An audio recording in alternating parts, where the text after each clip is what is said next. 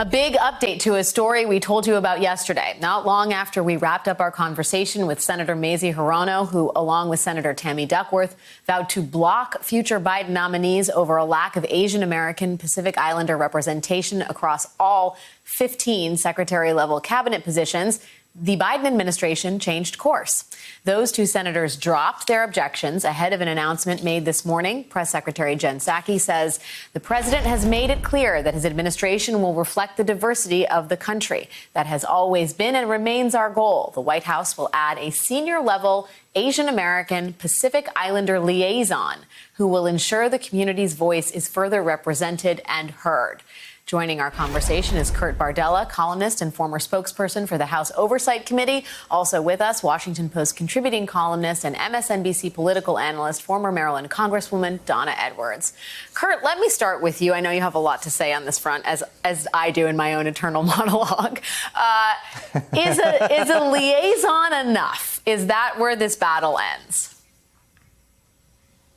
Well, I think, Alex, it comes down to what that actually means. Will this liaison have a direct line to the president? Will this liaison have a portfolio that extends far beyond just representing AAPI issues and being a liaison to the AAPI community? True progress on this front to us, I think, means having people that have a seat at the table, not just when Asian American issues are at the forefront of the national conversation, but during the other times as well. All the issues that we care about in this country, whether it's climate change, gun reform, the economy, healthcare, education, we want to have a say in how those issues are decided. We want to have a say in that policymaking process. We want to have someone that's at the table as the administration and the president and the White House decide how they want to pursue their policy agenda. It's not enough just to have someone there that's kind of a token representative that doesn't have any real authority, real influence, real access. The person has got to actually be someone who is relevant within the administration, whose advice and counsel is sought after and listened to by the president and his advisors. So ultimately, whether this is enough, it'll be determined by what that role really looks like and what the details are and who's going to be serving in that capacity. Is it your sense that the Biden administration has learned from this? I mean, it's obviously hard to tell from the outside, but I guess I wonder if you get, being a creature of politics, whether you get a sense of whether this is a hat tip or whether this is a corner turning.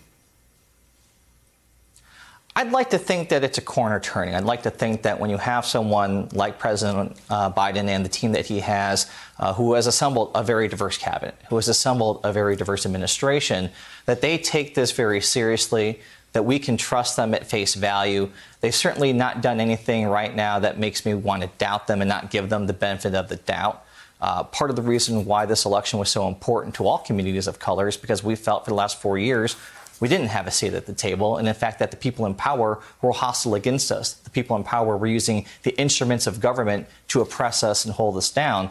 From all the issues that we've seen recently, particularly with violence and hate crimes escalating against Asian Americans, President Biden's been there. He's been vocal. He didn't need to be prompted. He didn't delay or wait. He has stepped up and said the right things at the right times. And so I'd like to believe that after what we saw from Senators Hirono and Duckworth sounding the alarm, that they're taking this seriously, and this isn't just a fly by the seat of their pants moment to try to appease us, that they'll give it real substance. Donna, this also seems to be a sort of cautionary tale in Democratic factionalism, right? It seemed for a minute that there were some cracks here. There were.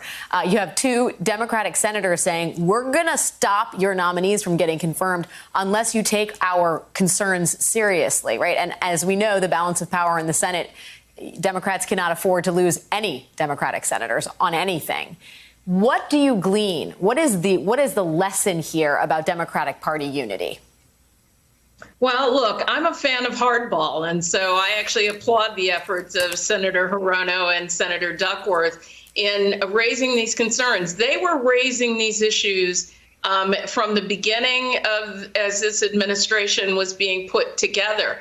And so it wasn't new. And the fact that they now, especially in the wake of what happened, the tragedy in Atlanta, continue to raise these issues and say, look, it is not enough for you to say that you have a diverse cabinet. And we can point to, Catherine Tay, who's the trade envoy, and others, but that's not at the highest levels in your traditional cabinet. And so I think that it was appropriate to raise a concern. And look, you can't take any vote for granted when it comes to senators because the margins are so thin. But I think it also means that the administration and the White House are going to have to pay particular attention to concerns that could easily and predictably fracture the Democratic caucus. And this was one of them that they had a little bit of forewarning on, and then it bubbled over. And fortunately, they've been able to, sort of hold that dike in place right now. But, as Kurt said, I think for any of us who come from communities that have not always been at the table, we don't just want a liaison, we want a voice. And our issues span the spectrum. It's not just about, sort of having the one seat at the table, but it's also having a voice on the range of issues that impact our communities. And I can certainly feel that for the AAPI community, because you know what? It's no different for me as a Black woman. Hey, thanks for watching our YouTube channel. You should know that you can follow today's top stories and breaking news and catch up on your favorite MSNBC shows all in one place. Download the NBC News app today.